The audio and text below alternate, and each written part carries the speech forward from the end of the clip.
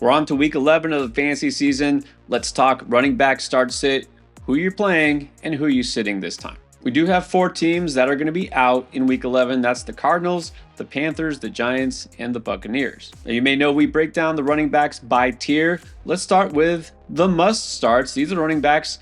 If you got them, you just play them. Saquon Barkley, Alvin Kamara, Devon Achane, Jonathan Taylor, Jahmyr Gibbs, Kyron Williams, Derrick Henry, Bijan Robinson, Joe Mixon, and Christian McCaffrey. Before we set those fantasy lineups, let's set those picks on Underdog. You can still do NFL pick'ems at any time during the week, and if you haven't tried Underdog yet, let's start you out with a freebie. Jalen Hurts just going higher than 0.5 total yards on Thursday night. That's a free pick that you get. You get that free pick plus a deposit match all the way up to $1,000 worth of bonus cash on your first deposit if you use code NGAME when you check out as a new customer. Now let's talk about that Thursday matchup. Should be a good one. The Commanders at the Eagles. Saquon Barkley is a set and forget.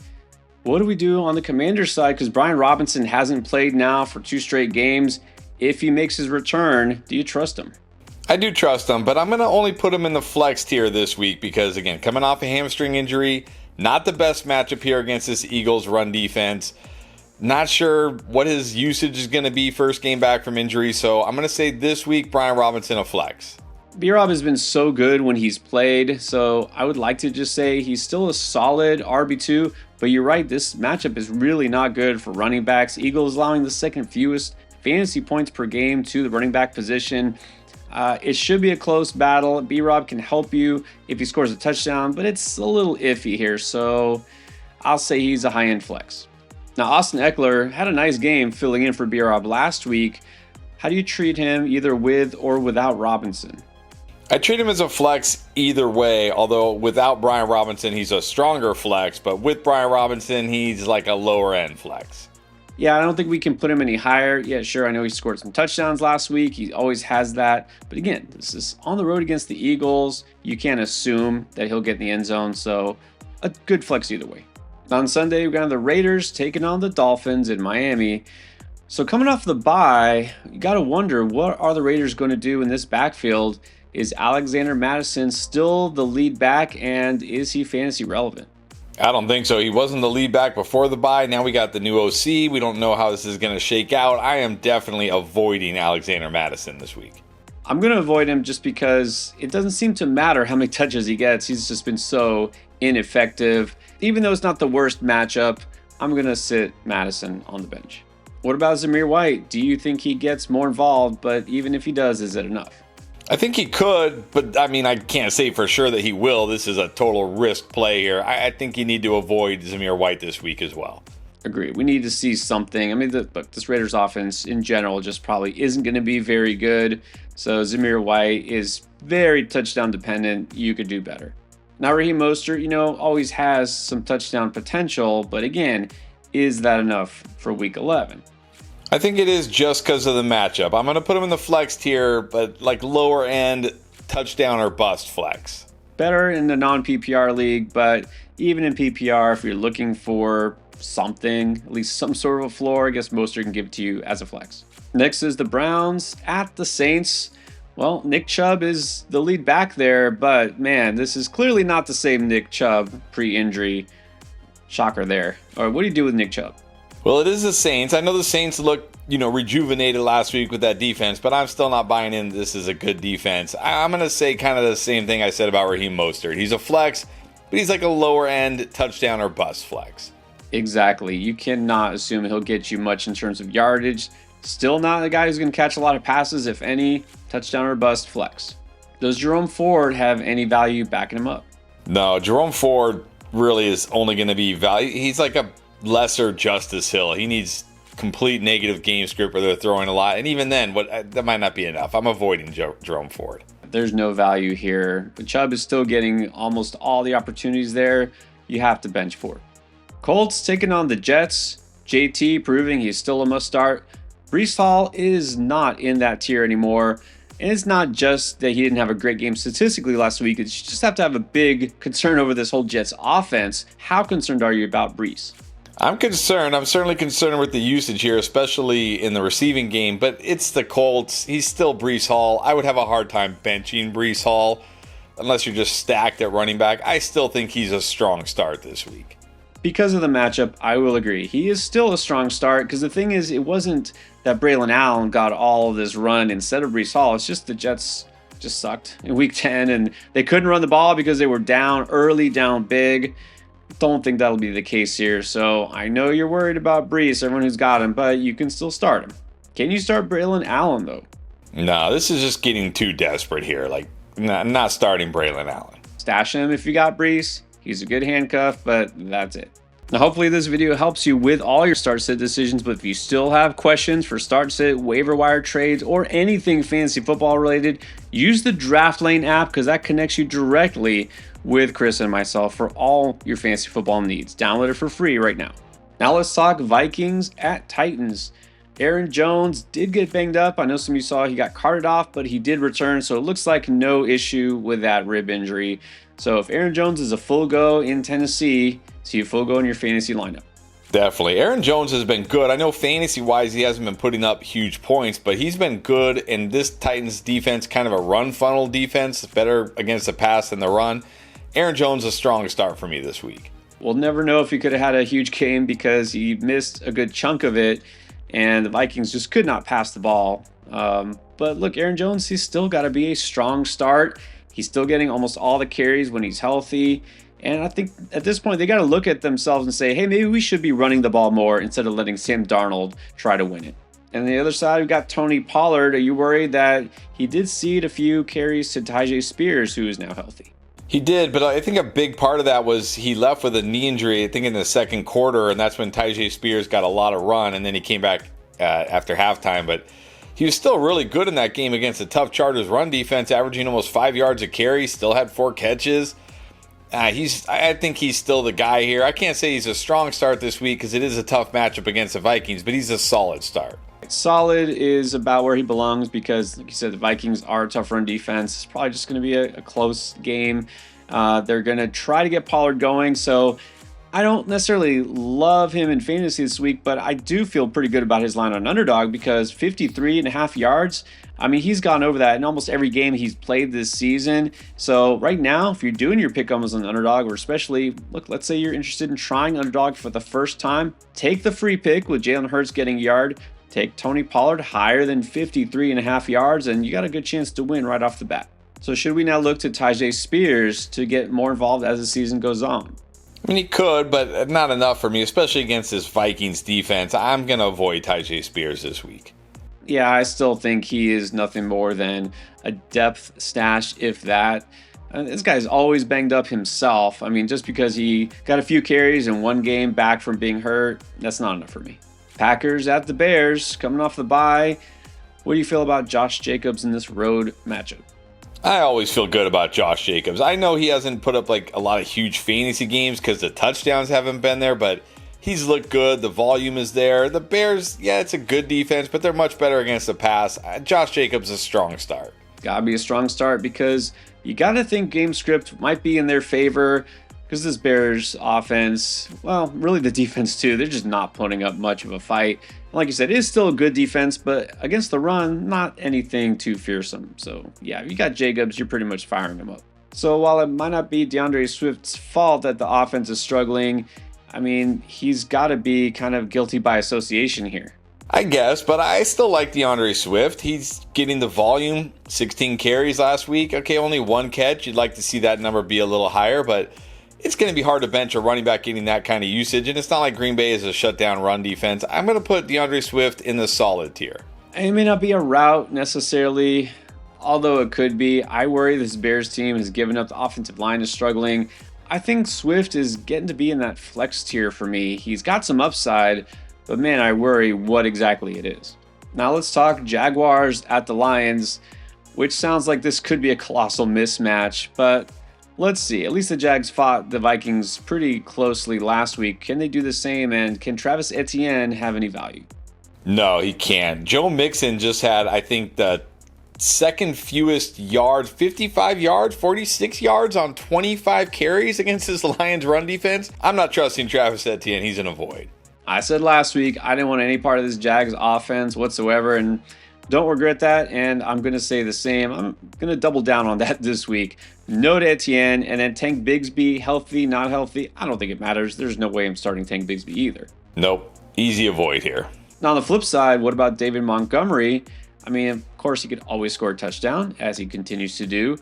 Could this be a smash spot for him?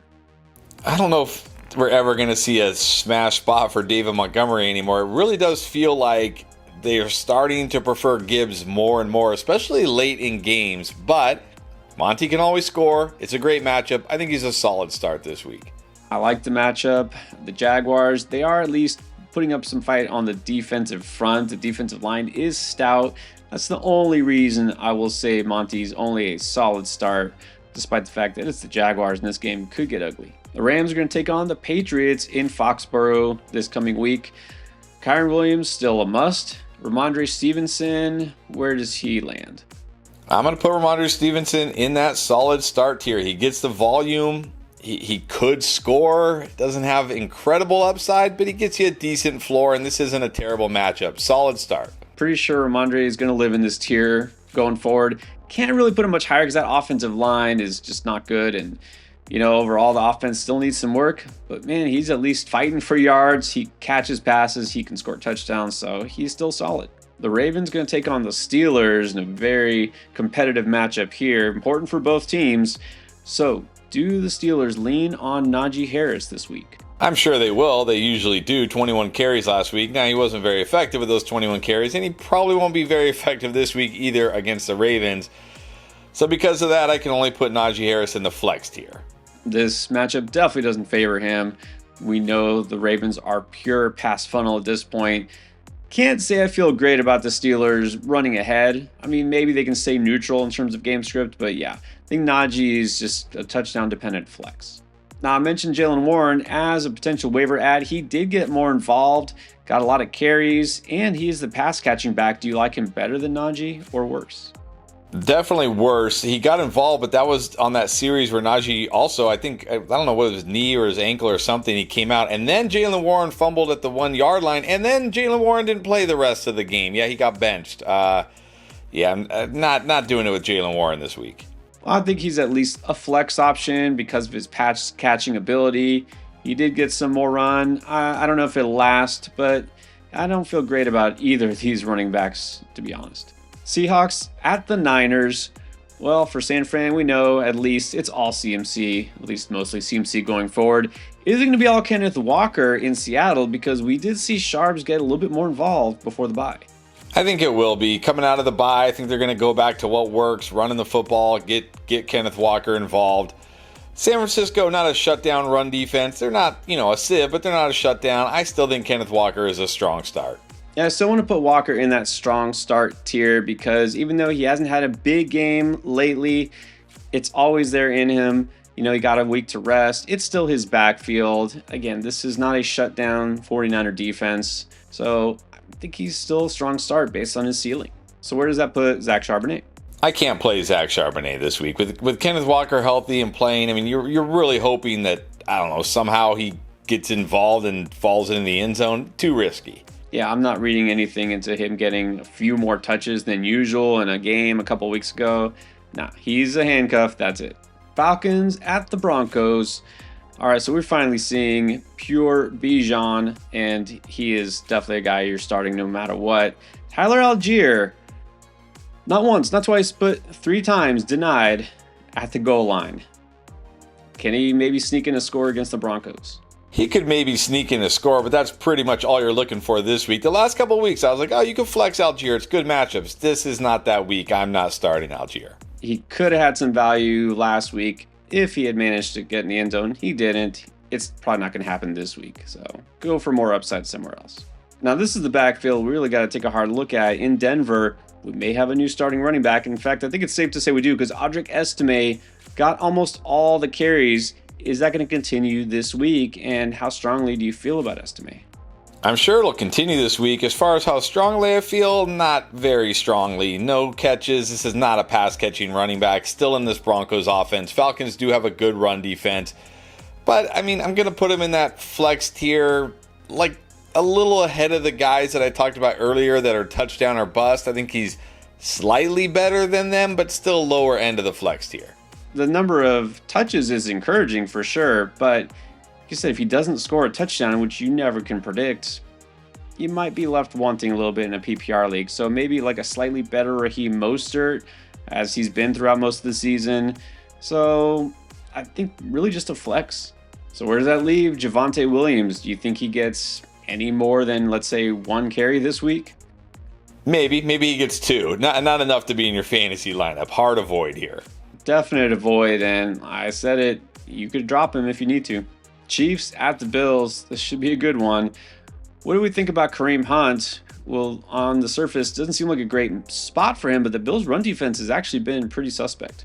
Yeah, Bills' run defense has not been good at all. Kareem Hunt finally got involved in the receiving game last week, but I think that was a big part because of Pat Surtain and that secondary shutting down the wide receivers. But he's getting the volume. He's got touchdown upside. This is a good matchup. Kareem Hunt is a strong start this week.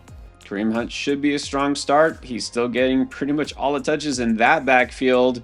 And the Bills, if there's an area of weakness in the defense, it's definitely on the front line. What about James Cook on the other side? Now, James Cook I almost always put in the strong start tier, but this is the Chiefs. This is as tough as it gets for a running back. But he gets the volume. He could score, but I'm going to drop him down to the solid start tier this week in this tough matchup. I hate to keep agreeing with you, but I got him in the exact same tier. This is a tough Chiefs run defense. And one thing to know is that James Cook, his snap share is not trending upward as the season goes on, even though he's still getting most of the carries in that backfield. Ray Davis is still a factor. Ty Johnson comes in on passing down, so Cook is not sure to smash, but he's still a solid play.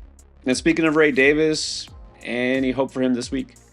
A long touchdown catch? I mean, what did he do last week? 6 yards on 3 carries? Nah, you got to avoid Ray Davis. This is not a bad time of the season to stash a guy like Davis on your bench, but don't start him unless you're desperate. On Sunday night, we're going to have the Bengals at the Chargers. Should be a good one. It's very interesting to figure out Chase Brown because on the one hand, it looks like he has taken over the Bengals backfield. Looked really good last week, but now he gets a road game against one of the toughest defenses in the Chargers. So where do you rank him? I think you have to rank him as a strong start. I know it's a tough defense, but look, last week against the Ravens, tough defense, but what did we see?